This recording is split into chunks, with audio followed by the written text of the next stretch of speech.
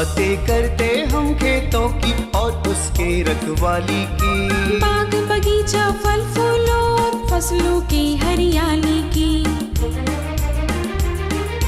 हम बीजों की बातें करते उत्तम जल संसाधन की, हम तकनीकी बातें करते फसलों के उत्पादन की। हर किसान का सपना सच हो जीवन सुखद बनाने को, गाँव-गाँव के हर आंगन का प्यारा सा ये दर्शन। कृषि दर्शन, कृषि दर्शन, कृषि दर्शन, कृषि दर्शन, कृषि दर्शन, कृषि दर्शन, कृषि दर्शन, कृषि दर्शन। नमस्कार, जोहार। कृषि दर्शन कार्यक्रम में आप सभी किसान भाई बहनों का स्वागत है। जैसा कि आप जानते ही हैं, हमारा देश कृषि प्रधान देश है, इसीलिए हमारे देश की अधिकांश जनता ग्रामीण क्षेत्र में निवास करती है और ग्रामीण क्षेत्र में कृषि कार्य ही प्रमुख होता है। इसीलिए हम अपने कार्यक्रम के जरिए किसान भाई बहनों की हर वो जानकारी देते हैं जिससे उनकी खेती किसानी बेहतर हो सके और आसान हो सके। तो चलिए कार्यक्रम की शुरुआत करते हैं। सबसे पहले देख लेते हैं कृषि समाचार में क्या है खास। नमस्कार, कृषि समाचार में आपका स्वागत है। मैं हूं गोपाल कृष्णा। आइए देखते हैं आज कृषि समाचार में क्या है खास। सुखाड़ प्रभावित किसानों को झारखंड राज्य फसल राहत योजना देगी राहत। बरसात के मौसम में गायों को बचाएं दस्त की समस्या से। हिल पर बीज की बुआई के लिए बेहतर है नवीन डिवलर।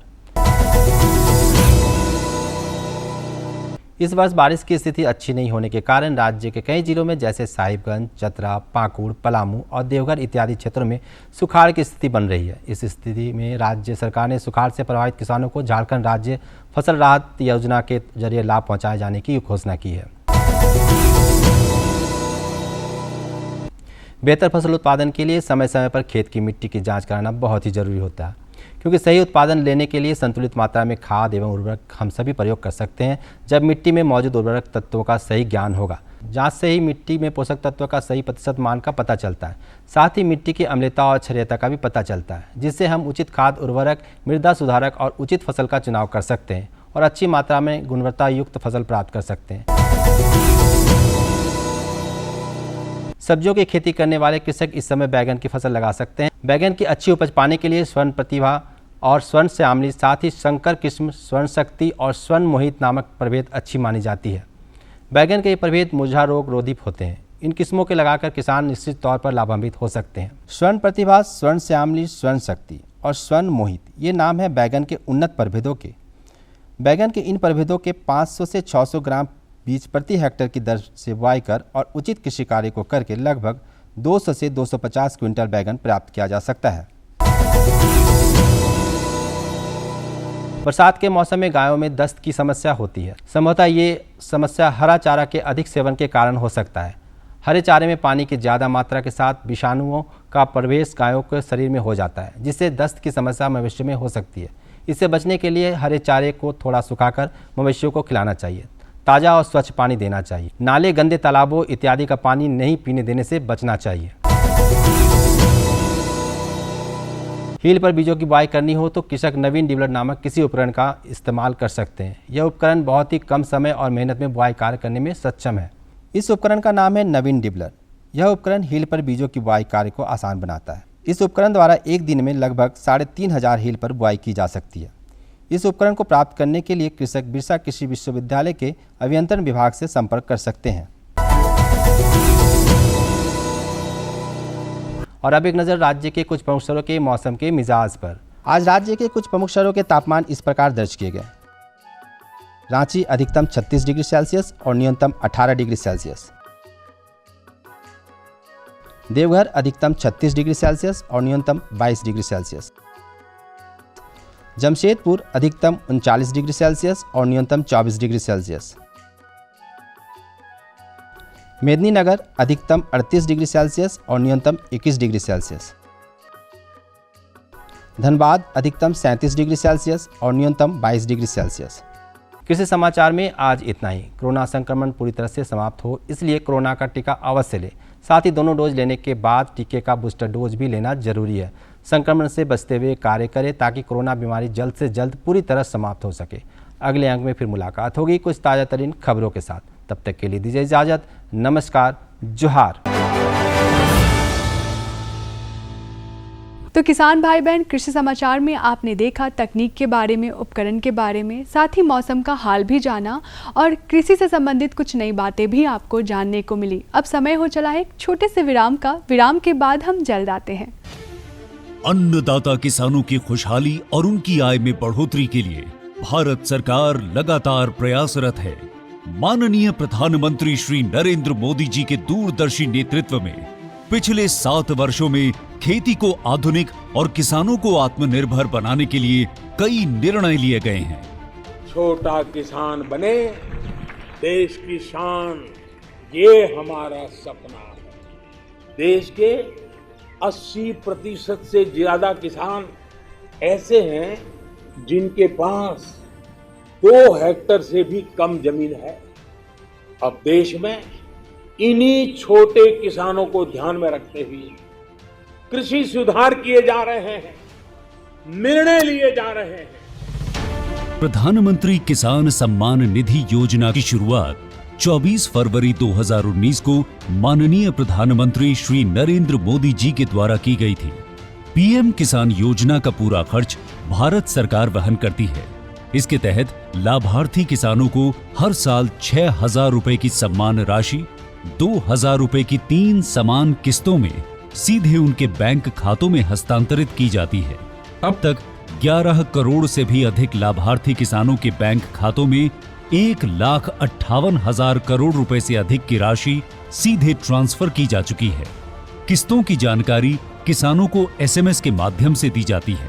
இப்போ நேரா நாங்க வந்து பேங்க்குக்கு ஆக்சுவல் போகும்போது அந்த பணத்தை நாங்க வித்ரா பண்ணிட்டு வந்து நாங்க விவசாயம் பண்ணிக்கிறோம்। इस मदद से बुआई के पहले अब किसानों को बीज, खाद, कीटनाशक और कृषि संबंधी अन्य जरूरतों के लिए साहूकारों के आगे हाथ नहीं फैलाना पड़ता। અને એના લીધે મારે કોઈ જોડે કે સગા સંબંધી કે મિત્રો જોડે મારે ઉછીના પૈસા લેવાની જરૂર પડતી નથી અને એનાથી હું સારી એવી खेती કરી શકું છું। इस योजना से मिले लाभ तथा आवेदन की स्थिति देखने के लिए पीएम किसान पोर्टल लॉन्च किया गया है। इस पोर्टल के माध्यम से पात्र किसान अपना पंजीकरण स्वयं करने के साथ साथ अब तक मिले लाभ और अपने आवेदन की स्थिति फार्मर्स कॉर्नर से देख सकते हैं। इस योजना का लाभ पात्र किसानों को ही मिल सके, इसके लिए इस प्रक्रिया को फूल प्रूफ बनाते हुए इसे आधार और इनकम टैक्स वेरिफिकेशन के साथ साथ फिजिकल वेरिफिकेशन से भी जोड़ा गया है। इसके अलावा किसानों की सुविधाओं और जानकारी के लिए पीएम किसान मोबाइल ऐप भी विकसित किया गया है। पीएम किसान सम्मान निधि योजना का लाभ देश के सभी राज्यों और केंद्र शासित प्रदेशों के किसानों को मिल रहा है। इसे हासिल करके हमारा किसान सबल और आत्मनिर्भर हो रहा है। इस स्कीम ने हमारा भारत सरकार ने हमारा किसान के लिए बहुत बड़ा सम्मान दिया है। इसीलिए हम भारत सरकार को, प्रधानमंत्री नरेंद्र मोदी जी को हम बहुत बहुत धन्यवाद देती हूँ। आत्मनिर्भर भारत की पहचान प्रगतिशील और समर्थ किसान। विराम के बाद आप सभी किसान भाई बहनों का स्वागत है। आज हमारे देश में बटन मशरूम की खेती का प्रचलन दिन पर दिन बढ़ता ही जा रहा है, क्योंकि समय चल रहा है कोरोना काल का, और कोरोना काल के समय में हम उन्हीं चीज़ों का खाने में सेवन करते हैं जिससे हमारी इम्यूनिटी बढ़ सके और जिसमें प्रोटीन की मात्रा भरपूर पाई जाए। इसीलिए बटन मशरूम की खेती दिन पर दिन बढ़ती ही जा रही है। तो जो भी हमारे किसान भाई बहन हैं जो बटन मशरूम की खेती करते हैं, आज हम उनको जानकारी देंगे कि वैज्ञानिक तरीके से खेती कैसे करें। आजकल मशरूम बहुत डिमांड में है। मशरूम खाने में बहुत स्वादिष्ट होता है। प्रकृति में हजारों तरह के मशरूम पाए जाते हैं, लेकिन सभी प्रकार के मशरूम खाने योग्य नहीं होते। इन मशरूमों में बटन मशरूम उत्पादन और आय की दृष्टि से काफ़ी आगे है। आर्थिक दृष्टि से भी बटन मशरूम की खेती किसानों के लिए काफ़ी फायदेमंद होती है। विशेषज्ञ कहते हैं कि किसी भी प्रकार की मशरूम उत्पादन के लिए ठंडी जलवायु ही उपयुक्त होती है। जोहार किसान भाइयों, आज हम आए हुए हैं ICAR पलांडू में। आज हम जानना चाहेंगे बटन मशरूम की वैज्ञानिक खेती के बारे में। हमारे साथ विशेषज्ञ डॉक्टर AK झा जी उपस्थित है। आज हम इनसे जानना चाहेंगे बटर मशरूम की वैज्ञानिक खेती में। सबसे पहले तो डॉक्टर साहब आपका इस कार्यक्रम में स्वागत है। चलिए सभी का स्वागत है, सभी किसान भाइयों को हमारा नमस्कार। तो हमारे किसान भाई आज आपसे जानना चाहते हैं कि बटन मशरूम की वैज्ञानिक खेती के बारे में कैसे की जाती है और सही समय क्या है। जैसा कि सभी लोग जानते हैं कि मशरूम जो है सो एक प्रोटीन युक्त खाने वाला पदार्थ है, जिसमें कि कम मतलब कैलोरीज इसमें होता है। इसके अलावा इसमें जो है सो प्रोटीन की मात्रा के साथ साथ विटामिन B12, विटामिन D भी काफ़ी मात्रा में पाए जाते हैं। जहाँ तक खनिज तत्व का बात है तो बहुत सारा खनिज तत्व भी पाए जाते हैं। लेकिन मशरूम की खेती जो है झारखंड में जो है सो सीजन के हिसाब से अलग अलग सीजन में अलग अलग प्रकार के मशरूम की खेती की जाती है। जहाँ तक बटन मशरूम का बात है तो बटन मशरूम सभी लोग जानते हैं कि बटन मशरूम की खेती कम तापमान पर होती है। अगर किसान भाई इसकी खेती करना चाहेंगे तो किसान भाई इसकी खेती नवंबर से लेकर के फरवरी 3 से 4 महीना तक इसकी खेती कर सकते हैं, क्योंकि उस समय बटन मशरूम की खेती के लिए जो है वो जो फल निकलता है उस समय फ्रूटिंग के लिए जो है सो 14 से 18 डिग्री के बीच का तापमान चाहिए।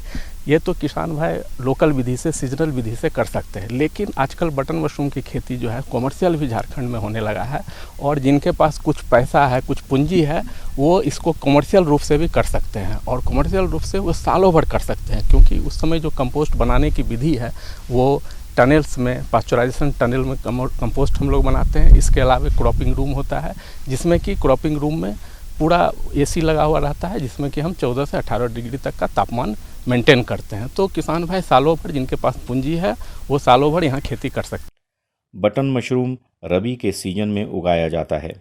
इसके लिए अक्टूबर से फरवरी का समय अनुकूल होता है। बटन मशरूम के लिए 22 से 25 सेंटीग्रेड तापमान और 80 से 85% नमी की ज़रूरत होती है। बटन मशरूम उगाने के लिए कंपोस्ट खाद की ज़रूरत होती है। इसके लिए किसान भाई धान की पुआल या गेहूं के भूसे का उपयोग कर सकते हैं। सीजनल रूप से अगर हम सीजन में बटन मशरूम की खेती करते हैं तो उसके लिए हमको कंपोस्ट बनाना पड़ता है। बटन मशरूम जैसे अन्य मशरूम जो है उसमें कंपोस्ट की आवश्यकता नहीं होती है, डायरेक्ट हम पैडी स्ट्रॉ, व्हीट स्ट्रॉ या अन्य कोई स्ट्रॉ पर उसकी खेती करते हैं। लेकिन बटन मशरूम की खेती जो है सो कंपोस्ट पर होती है। सीजनल विधि से जो कंपोस्ट बनाने की तरीका है उसमें आपको एक क्वांटिटी दिया गया है, उस क्वांटिटी के हिसाब से हम सभी पदार्थ को ले करके और हम कंपोस्ट बनाते हैं।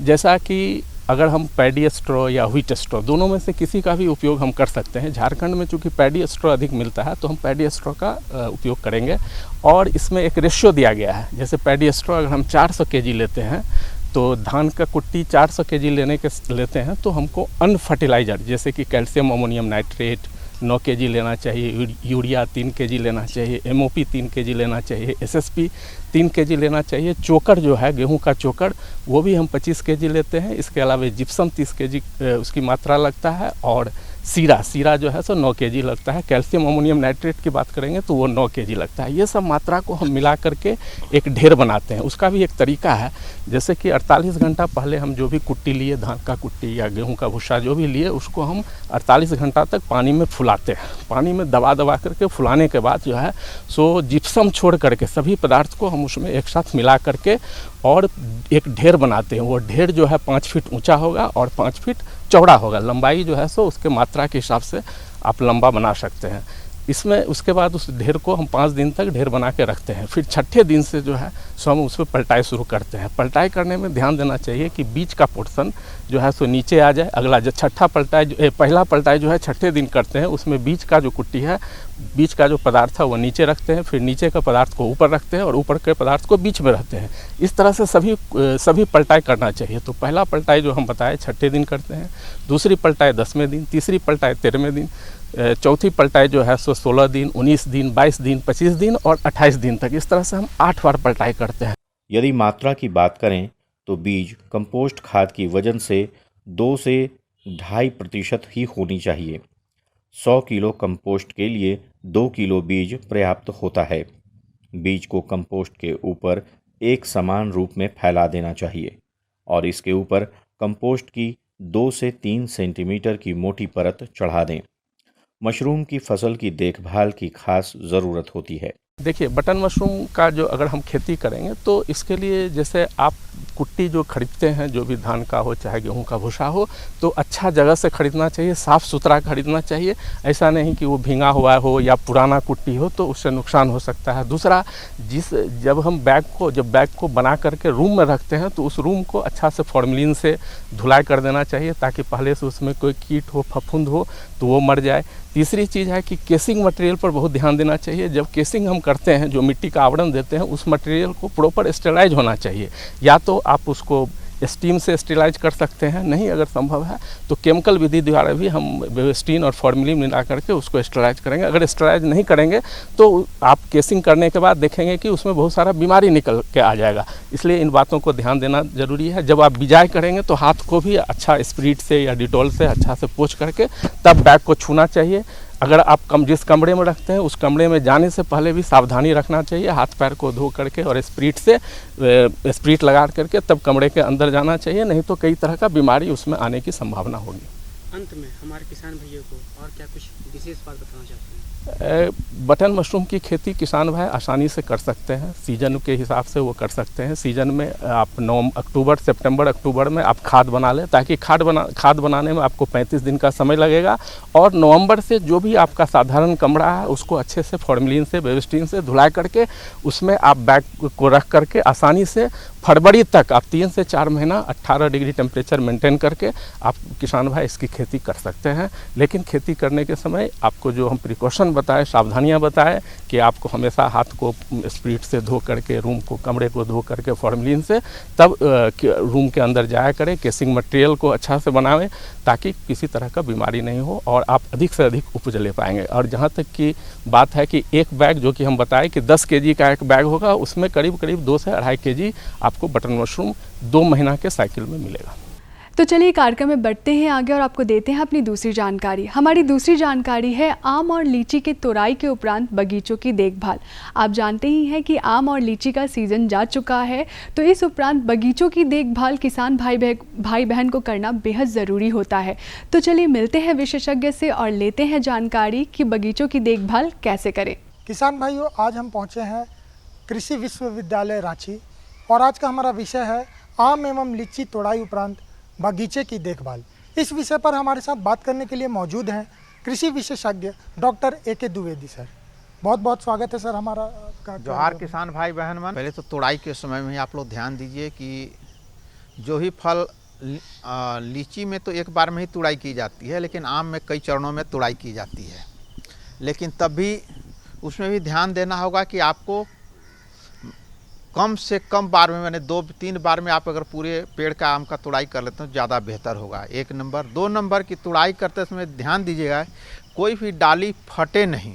वो अगर फटता भी है तो जो फटा हुआ अंश है उसको आप सिकेटर वगैरह किसी धारदार हथियार से काट करके और उसका जो ये होगा टहनी का जो अंश जो जहाँ से टूटता है वो प्रायः आपका चिकना टाइप का रहे, ताकि उस पर अगर आप कोई दवा वगैरह लगाते हैं तो दवा का प्रभाव हो प्रभावकारी तरीके से। और ऐसे फटे हुए अंश में क्या होता है कि भीतर दवा जाएगी नहीं, वहाँ से कोई भी रोग वगैरह या कीट वगैरह का भी प्रवेश आपके पौधे के अंदर हो सकता है। तो इससे बचाव के लिए आपको तुड़ाई समय भी इस बात का ध्यान रखना पड़ेगा। और इसके बाद में है कि अगर आप तुड़ाई के समय जो फटा अंश है उसको निकाल देते हैं, निकालने के बाद में अब आप ध्यान दीजिए कि लीची में खास करके कि जो डाली की लीची में तुड़ाई करना, डाली की तुड़ाई कितनी होनी चाहिए। तो डाली की तुड़ाई फल वाले पेनिकल छोड़कर 3 इंच से 6 इंच से ज़्यादा लंबा नहीं होना चाहिए। कई बार होता क्या है कि अगर आप अपने खेतों में अगर व्यवसायी को ही उतार देते हैं तुड़ाई के लिए भी, तो वो अपने मनमाने ढंग से तुड़ाई 1 फुट 1.5 फुट भी कर देता है। तो ये आपके फसल को जो अगले साल होने जा रहा है उसमें भारी कमी लाएगा। इसलिए आप अपने हाथों से अपने देख रेख में अपने मजदूरों के द्वारा ही तुड़ाई करवाएं और 3 इंच से 6 इंच तुड़ाई होनी चाहिए। पौधों में सर मान लीजिए कीट किसी प्रकार के लग जाते हैं तो उसके लिए किसान भाई कैसे उसका निदान पाएंगे? ऐसा है कि आम के केस में तुड़ाई उपरांत तुड़ाई आम में विभिन्न तरह के जो वेराइटी हैं, आगात है अखात से लेके पिछात तक, इनका तुड़ाई करीब जुलाई या अगस्त के 15 अगस्त के पहले कंप्लीट हो जाता है। सारे आम जितने भी वेराइटीज़ हैं उनमें, इनमें आप अगस्त से सितंबर महीने के बीच में देखिएगा कि आपके पौधे में यदि सूट गॉल लगा हुआ है, सूट गौल का आप पहचान कैसे करेंगे, तो टहनी वाला होता, फल वाला जो टहनी होता है उसका अंतिम सिरा जो होता है, जो बढ़वार वाला अंश होता है, वहाँ पर देखिए कि वो घुंडी ऐसा कुछ बना होगा जिसमें कि पत्तियाँ एक दूसरे के ऊपर घुंडी बना देती हैं।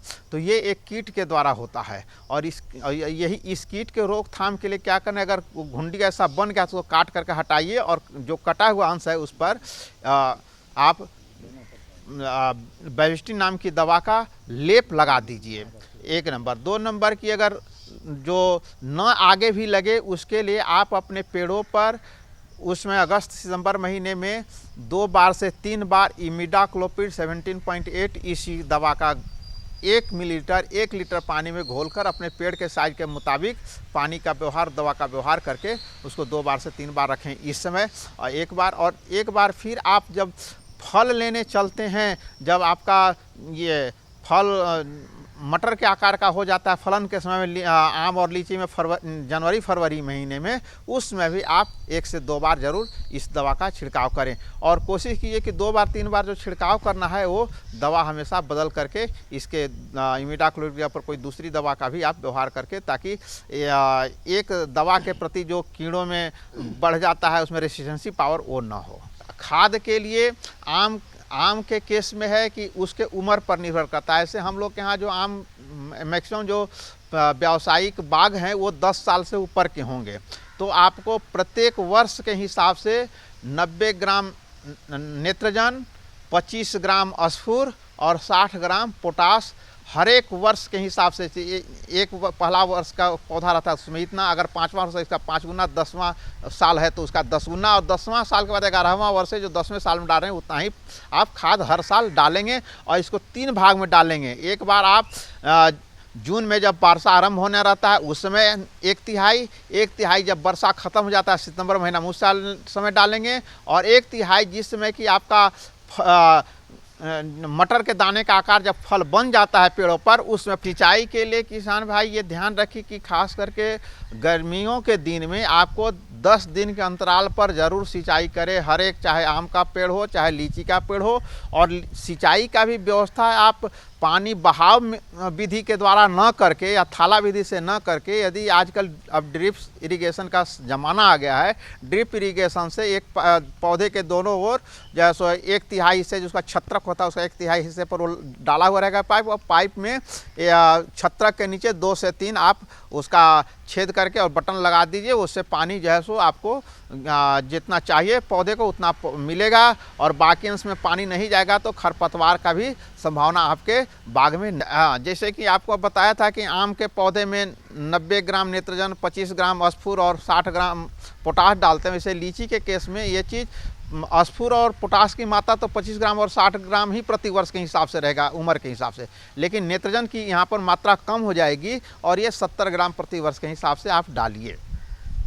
और सर और मतलब लीची में एक रोग, एक कीड़ा जो है सो लगता है आपको, ये लाल बारूथी को रोकने के लिए आप अपने पेड़ों पर जो है सो वो ओमाइड नाम की दवा 2 मिलीलीटर प्रति लीटर पानी में घोल करके और 2 बार से 3 बार जिसमें कीड़े लगते हैं उसमें छिड़काव करें। और यहाँ जो पत्ता ये संक्रमित है उसको यदि आप जमा करके और मिट्टी के नीचे दबा देते हैं तो आपको इस कीड़े की रोकथाम में ये प्रभावकारी रोल होगा। इसके अलावा में आम के केस में जो है सो आपको मिली बग भी लगने की संभावना होती है कीड़े की, तो ये कीड़ा मिट्टी से पेड़ पर चढ़ता है, तो इसको रोकथाम के लिए 2 उपाय है। एक तो आपको कीड़ा मारने के लिए पेड़ों पर आप इमिडाक्लोपिड नाम की दवा का छिड़काव करें या फिर बायोफ्लोथ्रिन नाम की 10 EC दवा का छिड़काव करें।